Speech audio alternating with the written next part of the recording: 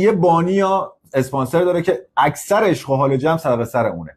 این همونیه که نفر اول ماشین گرفت یا خونه مجردی گرفت یا ویلای شمالشون مقصد همه مسافرت‌های گروهه. این داستان کن جمعه. سم خالص دنیا حاشیه، همش یا خودش یا جمع به فاک میده، هی دعواش میشه، شکست عشقی میخوره، اینا رو جای درب داغون میبره، کلا سردرد جمعه، ولی هم هیجان داره هم خاطره میشه.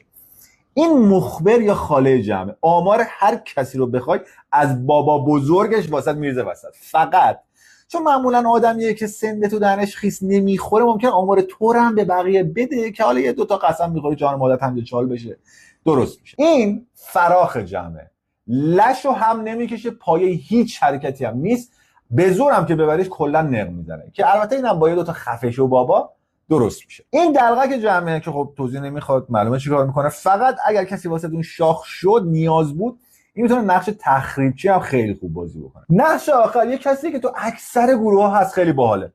این آدمیه که همیشه هست، پای هر کاری هم هست، ولی نه حرفی میزنه نه کار خاصی میکنه، نه اصلا به بقیه گروه میخوره، اصلا یه چیز دیگه ایه. مثلا یه عملی تو جمع ورزشکارا، یا یه لاشخور تو جمع انتلکتا، یا یه پسر تو جمع دخترا.